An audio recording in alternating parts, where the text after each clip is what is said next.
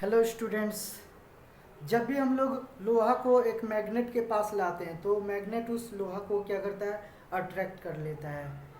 और जब हम लोग दो मैग्नेट को एक दूसरे के नज़दीक लाते हैं तो क्या होता है, दोनों मैग्नेट एक दूसरे को या तो अट्रैक्ट करता है या फिर रिपेल करता है। लेकिन दूसरे अदर मटेरियल में ऐसा कुछ होता नहीं है। जैसे कि ये मार्कर, ये दोनों को नज़दीक ला रहे हैं, ये एक दूसरे को अट्रैक्ट नहीं कर रहा है। और बाकी मटेरियल में भी हम लोग जैसे कि कॉपी को पेन के सामने लाते हैं तो अट्रैक्ट तो नहीं करता है, ये बोर्ड अट्रैक्ट नहीं कर रहा है, और बाकी मटेरियल एक दूसरे को अट्रैक्ट नहीं करता है। लेकिन मैग्नेट में ऐसा क्या होता है कि वो लोहा को अट्रैक्ट करता है और दूसरे मैग्नेट को रिपेल करता है।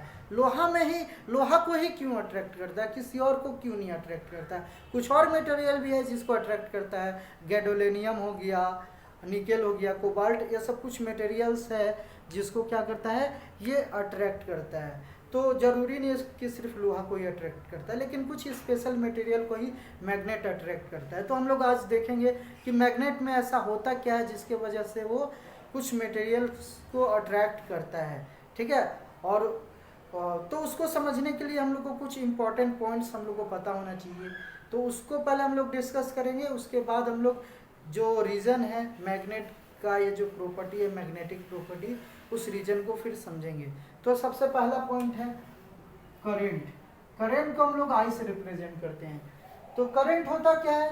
करंट होता है किसी वायर में, सिंपल डिफिनेशन है, किसी वायर में कि क्रॉस सेक्शनल एरिया से, है ना, एक सेकंड में जितना चार्ज पास होता है उसको करंट बोलते हैं। करंट का फॉर्मूला होता है Q/T, charge flowing per unit per second through a cross sectional area of the conductor is called current ना। तो करंट क्या होता है, वायर के क्रॉस सेक्शनल एरिया से एक सेकंड में जितना चार्ज पास होता है, मूव करता है। चार्ज बोले तो इलेक्ट्रॉन हो सकता है, प्रोटॉन हो सकता है। इलेक्ट्रॉन्स का फ्लो को हम लोग सिंपली यहाँ पे बोलेंगे चार्ज। ठीक है। तो चार्ज यानी इलेक्ट्रॉन फ्लो करेगा तो चार्ज फ्लो करेगा। तो इलेक्ट्रॉन अगर मूव कर रहा है वायर के अंदर या कहीं भी मूव कर रहा है तो हम लोग सिंपली बोल सकते हैं कि करंट फ्लो कर रहा है। ठीक है। तो करंट का फ्लो, चार्ज का फ्लो ही, इलेक्ट्रॉन्स का फ्लो ही, किसी भी चार्ज का फ्लो को हम लोग क्या बोलेंगे, करंट बोलते हैं। ठीक है। तो ये एक चीज़ पता होना चाहिए, मतलब चार्ज फ्लो कर रहा है तो करंट कहलाता है, एक सेकंड में जितना चार्ज फ्लो कर रहा है। अब हम लोग बात करते हैं दूसरा चीज़ है कि जब भी किसी वायर से करंट पास होता है यानी चार्ज फ्लो करता है किसी वायर में, तो उस वायर के चारों तरफ मैग्नेटिक फील्ड क्रिएट हो जाता है। अब मैग्नेटिक फील्ड क्या होता है, तो हम लोग को पहले से पता है कि कुछ मटेरियल होता है, स्पेशल मटेरियल मैग्नेट, वो लोहा को अट्रैक्ट करता है। तो मैग्नेट के चारों तरफ एक रीजन जो होता है, उसको, उस रीजन एरिया को, स्पेस को हम लोग मैग्नेटिक फील्ड बोलते हैं, जहाँ पे वो दूसरे मैग्नेट को अट्रैक्ट या रिपेल करता है या फिर लोहा को अट्रैक्ट करता है।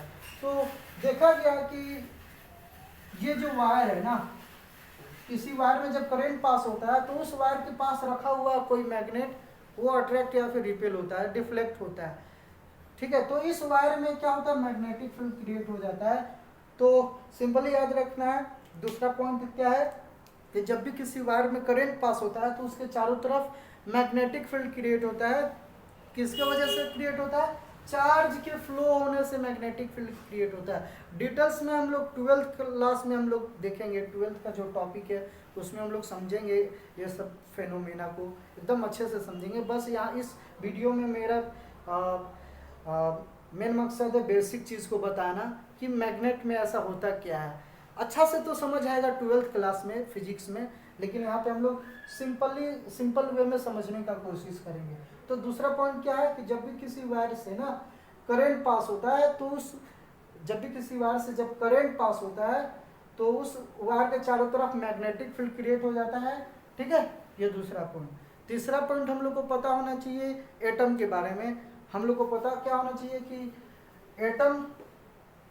एटम के सेंटर में पॉजिटिव चार्ज होता है और बाहर सर्कुलर पाथ में इलेक्ट्रॉन यानी चार्ज क्या होता है, फ्लो कर, मूव करता है, घूमता है। मूव करना एक तरह से मोशन में है, फ्लो ही है एक तरह का इलेक्ट्रॉन का फ्लो। तो इलेक्ट्रॉन जो है ऑर्बिट के अंदर दो तरीके से मूव करता है, एक तो न्यूक्लियस के चारों तरफ इस तरह से रिवॉल्व करता है, और साथ में वो स्पिन करता है, वो अपने पोजीशन में भी इस तरह से स्पिन करता है।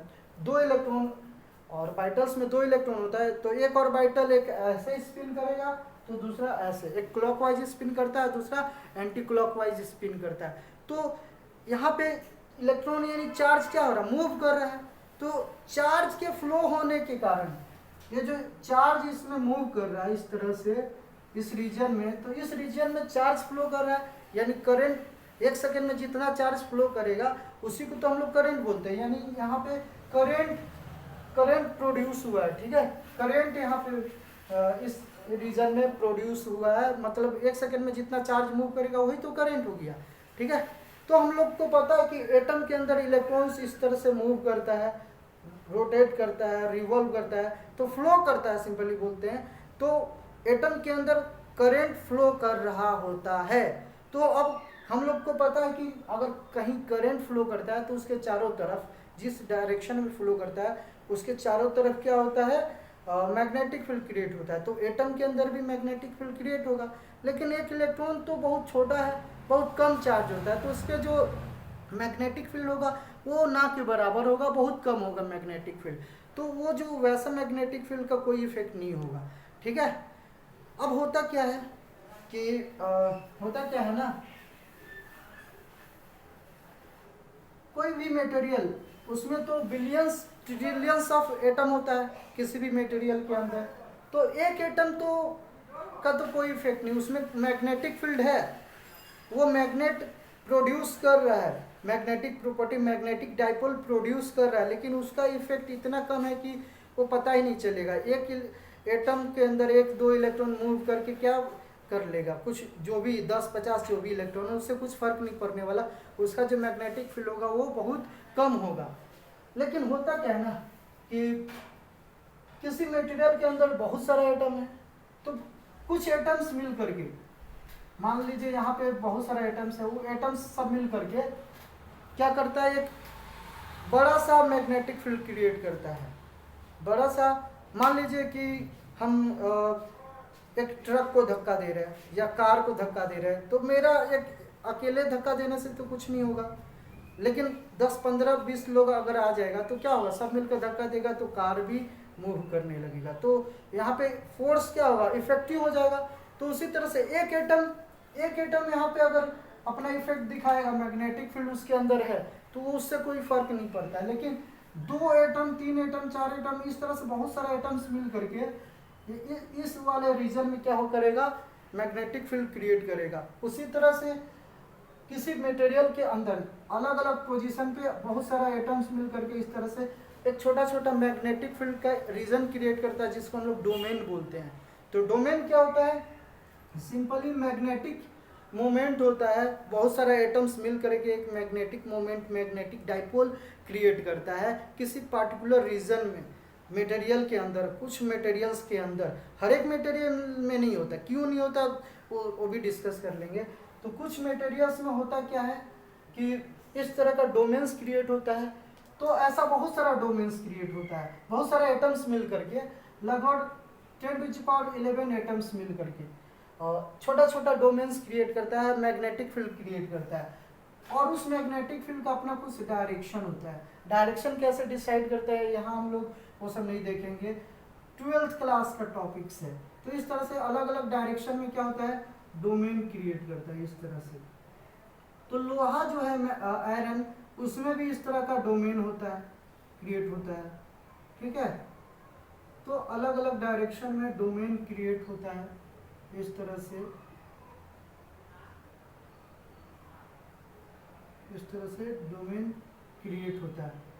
तो बहुत सारा डोमेन क्रिएट होता है, हर एक मटेरियल में नहीं होता है।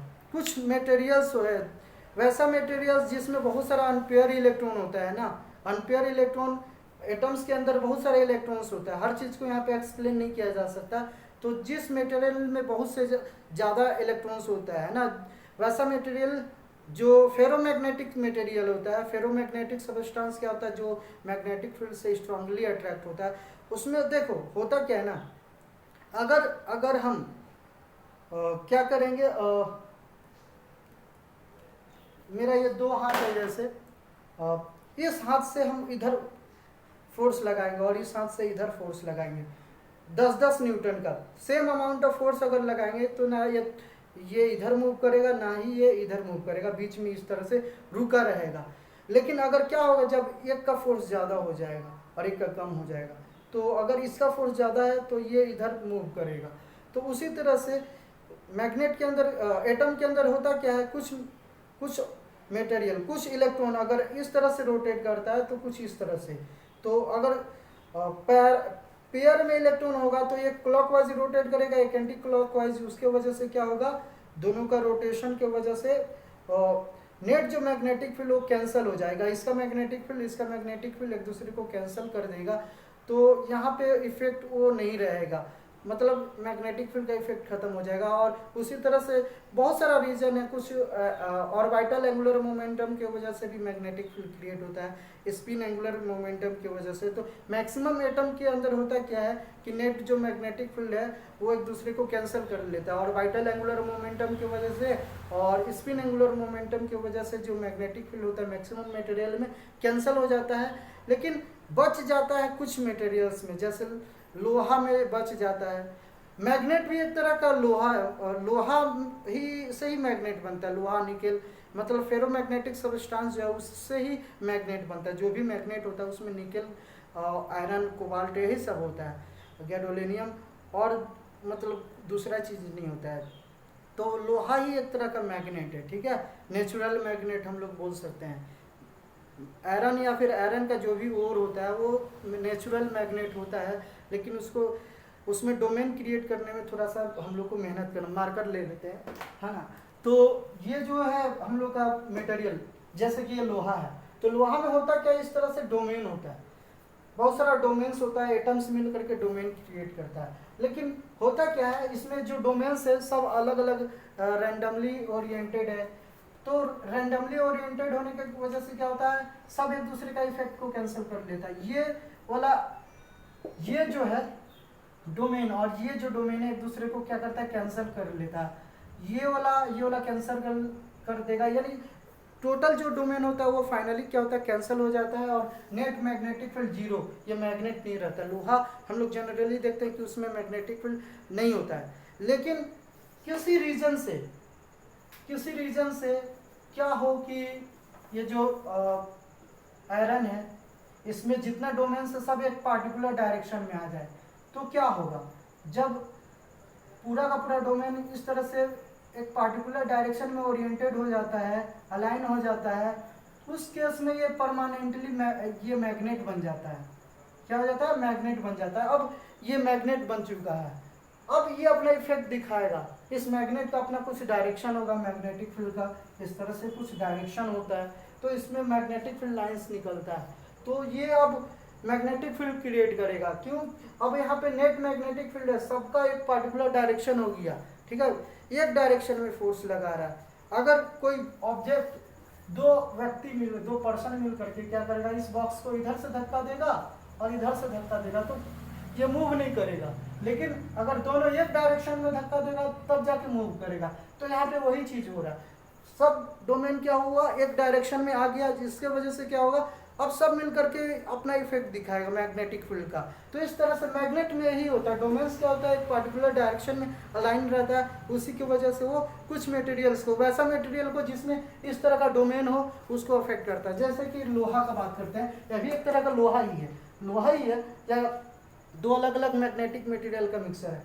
अब क्या है, एक लोहा का पीस है छोटा सा, उसमें क्या है, इस तरह से डोमेन अलग अलग डायरेक्शन में अलाइन है, और ये मैग्नेट है, इसमें डोमेन पार्टिकुलर डायरेक्शन में अलाइन है। तो ये जो है मैग्नेट का भी तरह बिहेव नहीं करेगा। क्यों, क्योंकि इसमें जो